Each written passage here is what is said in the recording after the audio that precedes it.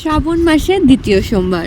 আমি সকাল সকাল স্নান করে দিয়েছিলাম, বাবার মাথাতে জল ঢেলে আমাকে কলেজের জন্য বেরিয়ে পড়তে হতো। দেন ঘি, মধু, জল নিয়ে আমি মন্দির চলে গেলাম আর বাবার মাথাতে দ্বিতীয় সোমবারের জলটাও ঢেলে দিলাম। আমি যখন গেলাম দেখলাম একজন কাকিমা তখন জল ঢালছে আমাদেরই গ্রামে। তারপর আরো অনেকে এলো জল ঢালতে, আমিও ঢাললাম। কলেজ থেকে ফিরতে সন্ধে হয়ে যেত, তাই মা ভাত রেডি করে দিয়েছিল আর মাও কাজে বেরোতো।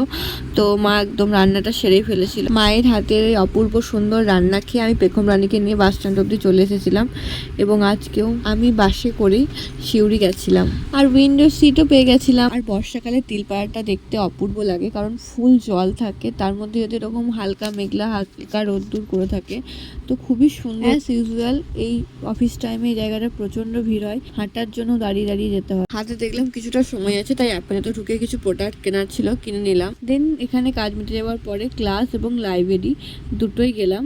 তারপর 11:30 নাগাদ কলেজ থেকে বেরিয়ে টোটো ধরে বাস স্ট্যান্ডের মিওমার চলে গেলাম, কারণ আজকে আমি নিরামিষ খেতাম, তাই এগলেস কেকটাই ভাবলাম সব থেকে ভালো হবে খাওয়াটা। তারপর তো আবার বাস পেয়ে গেলাম আর এই জায়গাটা আমার খুব ভালো লাগছিল, গাছগাছালি জায়গাটা, তাই সুন্দর একটা ক্লিপ নিয়ে নিলাম। নেমে গেছি আমি, আর এখন ঘড়ির কাঁটায় 3:15 আর আমি এদিক থেকে পড়াতে যাব, কারণ আমি বাড়ি ফিরে আবার যদি পড়াতে যাই অনেকটা লেট হয়ে যাবে। তার মধ্যে আজকাল কুরিয়ার সার্ভিসগুলো এত ডিস্টার্ব করছে। সাইডটাতে আমার একটা কুরিয়ার এসেছে, তো বলছে কি শ্রীরামপুরটা অনেক দূর, যেতেই যাবে না।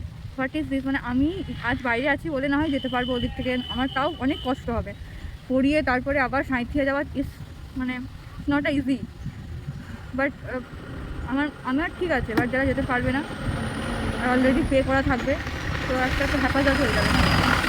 জানি না, এদের কমপ্লেন করা উচিত এদেরকে। আমার একই দিনে দুটো পার্সেল এসেছিল। একটা পার্সেল যখন সকালে এসেছিল ওনারও সেম বক্তব্য, শ্রীরামপুরটা অনেকটা দূর, যেতে পারবো না, আপনাকে এসে নিয়ে যেতে হবে। ওনারা যখন আসতেই পারবেন না, এই জায়গাতেই ডেলিভারি সার্ভিসটা রেখেছে কেন, ওনাকে দিয়ে যেতেই হবে। এই বলাতে উনি এতটা রেগে গেলেন। তারপর বললেন ঠিক আছে আমি যাই। তারপর উনি ক্লাস টাইমে ফোন করলেন, আমি স্যারের কাছে পারমিশন নিয়ে বাইরে বেরোলাম। টিপিটা দিয়ে আমি ভাবলাম আবার ক্লাসটা করবো, বাট উনি নিলেন না, বললেন এমনি করলে দিতে পারবো না। অথচ আমার মাকেও কাজে বেরোতে হতো, মা 10 মিনিট ওনার জন্য দাঁড়িয়ে আছেন, বাট উনি এসেছিলেন প্রায় 20 থেকে 25 মিনিট পর।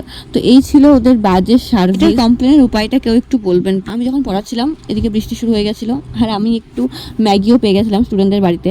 তারপর আবার সেই হন্তদন্ত হয়ে আমাকে ডিডিটিসে আসতে হলো আমার প্রাইসটা নেওয়ার জন্য, যেটা কুরিয়ারের মাধ্যমে এসেছিল। যদি প্রাইস না হতো আমি সত্যি হয়তো আনতে যেতাম না, তবে এটা ভীষণ ইউনিক ছিল। এটা দেখে মনটা ভীষণ ভালো হয়ে গেছিল। আমি পোয়েম রাইটিং কম্পিটিশনে এটা পেয়েছিলাম ওএসসিস এর তরফ থেকে, আর এটা শিল্পে 7 কাউন্ট থেকে নামটা দিয়েছি। আর সকালে কুরিয়ারে যে কাণ্ডটা বললাম সেটা ছিল এটাই। আমি ওয়াইটি শপ থেকে শাড়িটা নিয়েছিলাম আর এর রিভিউটা আমি নেক্সট কোনো ভিডিওটা দেবো। এটা ছিল আমার সেকেন্ড টাইম ওয়াইটি শপ থেকে নেওয়া, দুটো ভিডিও একসাথে। তো এইভাবে আজকে দুটো পার্সেল আমি অনেক কষ্টে পেয়েছিলাম। টাটা।